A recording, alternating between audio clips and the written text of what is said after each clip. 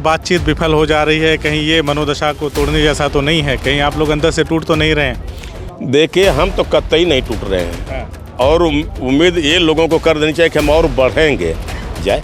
हमारे ज़मीन, हमारे मकान को लेने के लिए या हमारे लोगों को परेशान करने के लिए प्रशासन फिर से कोई कार्रवाई ना कर सके। या कोई बात हो रहा है कि आप लोग अपना धरना स्थगित कर दें या वापस ले लें, फिर बाद में आपको डर भी है कि आगे कोई कार्रवाई हो सकती है? देखिए, जब तक फाइनल नहीं होगा तब तक धरना वापस नहीं होगा। अध्यक्ष जी बताएं, आज की मुलाकात कैसी रही? कोई निष्कर्ष निकला? आज के वार्ता और आज की मुलाकात तो ही पहले जैसी बेनतीजा रही। बेनतीजा की बातचीत से क्या शासन की कोई मंशा स्पष्ट हो पाई है? देखिए, अभी भी शासन की तरफ से मंशा स्पष्ट नहीं है। मैंने डीएम साहब से कहा कि हम लोग गांव सभाओं की मीटिंग करा करके प्रस्ताव करवा देते हैं। नमस्कार, बदलेगा भारत देख रहे हैं आप। इस वक्त हम लोग अंबेडकर पार्क पे मौजूद हैं। आज आजमगढ़ के जिलाधिकारी ने खिरिया बाग के किसानों को, आंदोलनकारियों को बुलाया था वार्ता करने के लिए, बातचीत करने के लिए। किसान नेता वीरेंद्र यादव जी हमारे साथ हैं। इनसे हम समझ लेते हैं कि अंदर क्या बातचीत हुई और क्या इनकी जो बातचीत हुई है वो किसी सार्थक सार्थक पहल हुई या किसी ऐसे मोड़ पे पहुंची है वीरेंद्र जी की लग रहा है कि अब किसानों की समस्याओं का समाधान? बातचीत बहुत सकारात्मक रही, अच्छी बातचीत हुई। जिलाधिकारी और एडीएम प्रशासन की तरफ से बात रखी गई और किसानों की तरफ से बात हुई। लेकिन एक जो सबसे बड़ी समस्या आ रही है कि जो चीज़ ये कह रहे हैं कि हम ज़मीन नहीं लेंगे, ये तो कानून भी कहता है, लेकिन ये शासन के किसी आदेश को नहीं देना चाहते हैं। आपने बातचीत के दौरान जिलाधिकारी महोदय ने कहा एक लोगों की बात होगी, तो किस लिए बुलाया था? आज जो है, जो हम लोगों ने 6 बिंदुओं का ज्ञापन दिया था, उसी पे चर्चा करने के लिए बात किया। तो पहले बिंदु पे ही पेच फंस गया। काफ़ी सब पहले तो डीएम साहब लेट से आए। एडीएम प्रशासन अनिल मिश्रा जी बात कर रहे थे। उन्होंने कहा कि भाई हमारे पास पैसा ही नहीं है कि हम कोई जो है प्रोजेक्ट इस तरह का शुरू करें या कुछ है। जब हमको पैसा मिलता है तो हम करते हैं। तो हमारे लोगों ने सवाल किया कि भाई कौन सा पैसा आपके पास था जिससे आपकी पुलिस वहाँ पहुँच गई, आपका लेखपाल वहाँ पहुँच गया, और मधुरी एयरपोर्ट पे लेखपाल और ये लोग जो है कैसे वहाँ जाके बैठ करके लोगों से सहमति की बात करने लगे। दूसरा, जो कोटेदारों के पास सहमति पत्र भेजे गए, जो प्रधानों के यहाँ सहमति पत्र भेजे गए, आखिर क्यों भेजे? अगर शासन की यह मंशा नहीं है तो मुझे नहीं लगता है कि जो है ये कहीं ना कहीं अंदर कुछ और है। की बातचीत से क्या शासन की कोई मंशा स्पष्ट हो पाई है? देखिए, अभी भी शासन की तरफ से मंशा स्पष्ट नहीं है। मैंने डीएम साहब से कहा कि हम लोग गांव सभाओं की मीटिंग करा करके प्रस्ताव करवा देते हैं। तो उन्होंने कहा कि भाई 12-13 जो सदस्य होते हैं तो वो उनसे नहीं हो सकता। हमने कहा ओपन हाउस बुला लीजिए, गांव सभा की खुली बैठक करवा लीजिए। खुली बैठक का प्रस्ताव अगर आ जाता है सहमत में या असहमत में, अगर असहमत में आता है तो प्रोजेक्ट वापस करिए, अगर सहमत में आता है तो बनाइए। लेकिन डीएम साहब इस प्रक्रिया से भागने लगे, कहे कि ये अभी इसका वक्त नहीं आया है। तो मुझे कहीं ना कहीं लगता है कि जो इन्वेस्टर समिट का है मामला, वही है कि अब जो है अडानी का भी हेड एंड वर्क आ गया रिपोर्ट। अडानी की भी साख गिर रही है, इनकी साख पहले से गिर रही है। तब योगी जी, मोदी जी जो मांग रहे थे पैसा, जिससे लग रहा है कि अब उनका पैसा फंसने जा रहा है। तो एक माहौल क्रिएट करने के लिए कि भाई किसान विरोध नहीं कर रहा है, एक माहौल बनाने के लिए अब डीएम साहब भी अच्छे आदमी हैं, नौकरी करने आए हैं तो वो नौकरी कर रहे हैं। एडीएम प्रशासन ने बहुत बेबाकी से कहा कि भैया मैं तो नौकरी करता हूं और जो शासन मुझे कहेगा वही मैं करूंगा।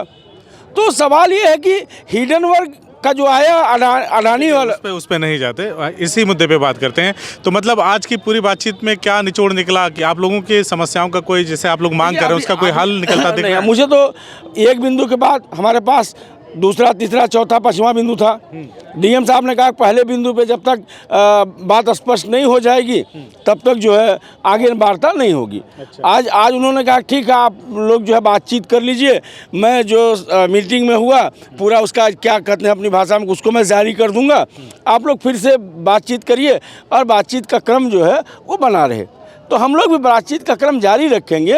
हम हमारे जो डिमांड्स हैं हम उस डिमांड के हिसाब से बात करेंगे। मैंने जो अभी तक आपसे पूछा, मैं अभी तक यही नहीं जान पाया हूँ कि जैसे आप लोगों की जो मांगे हैं वो शुरू से ही स्पष्ट हैं कि इसका विस्तारीकरण रोक दिया जाए या मास्टर प्लान को वापस कर दिया जाए, रद्द कर दिया जाए, यही ना आप लोगों की मांग है। तो इस पे हाँ, तो इस पे शासन के पास तो आपकी सारी मांगों का उनको पता है। इस पे शासन घुमा रहा है, इस पे शासन जो है हमको घुमा रहा है कि आपकी ज़मीन नहीं ली जाएगी, आपकी ज़मीन नहीं। आप ये नहीं कह सकते हैं कि 5 लोग सहमत हैं तो 5 लोग एयरपोर्ट चाहते हैं तो 5 उनकी भी डिमांड है, 95 नहीं चाहते उनकी डिमांड है। तो मुझे लगता है कि प्रशासन और शासन जो डेमोक्रेटिक तरीके हैं उसका पालन नहीं करना चाहता, जो बहुत मतलब चिंताजनक है, निंदनीय है। आप जिनके अध्यक्षता में ये सारा आंदोलन चल रहा है वो भी आ चुके हैं, उनसे भी हम लोग बातचीत कर रहे हैं। अध्यक्ष जी बताएं, आज की मुलाकात कैसी रही, कोई निष्कर्ष निकला? आज के वार्ता और आज की मुलाकात वही पहले जैसी बेनतीजा रही। बेनतीजा? जी हाँ, एक लाइन में यही बात है कि बेनतीजा रही। अब जो प्रशासन चाहता वो हम नहीं चाहते, जो हम चाहते वो प्रशासन नहीं चाहता। प्रशासन हमें भटकाने का प्रयास कर रहा है, जबकि प्रशासन खुद करके ही कहीं उलझा हुआ है।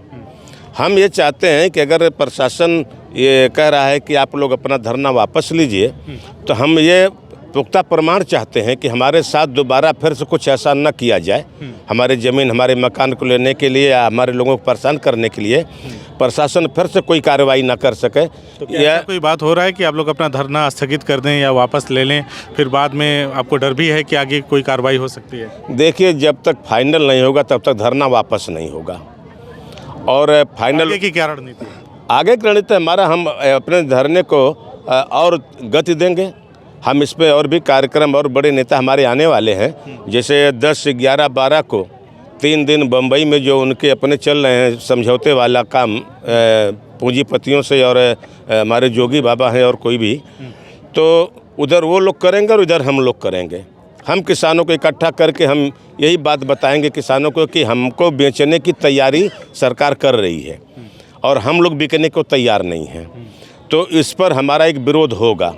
हम अपनी बात स्पष्ट रखेंगे और किसी भी हाल में वो चाहे किसी से भी अपना कर लें। हम एक संदेश देना चाहते हैं बम्बई तक भी कि यहाँ के लोग राजी नहीं है, इसलिए पूंजीपति अगर अपना पैसा लगाता है तो सोच समझ करके लगाएगा। बार बार बातचीत विफल हो जा रही है, कहीं ये मनोदशा को तोड़ने जैसा तो नहीं है? कहीं आप लोग अंदर से टूट तो नहीं रहे हैं? देखिए, हम तो कतई नहीं टूट रहे हैं और उम्मीद ये लोगों को कर देनी चाहिए कि हम और बढ़ेंगे।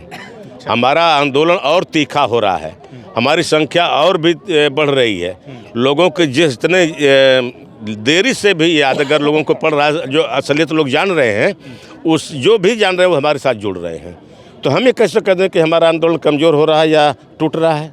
नहीं, जैसे बार बार उतनी दूर से चल के आना सैकड़ों की संख्या में, मैं इसलिए पूछ रहा था। देखिए, युद्ध में जाने पर तकलीफ़ होती है शरीर की, लेकिन जो उस तकलीफ़ को देखेगा वो लड़ाई नहीं लड़ सकता।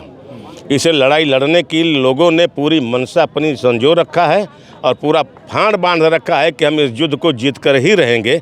इसलिए प्रशासन इस मुगालते में न रहे कि ये लोग जल्दी टूट जाएंगे।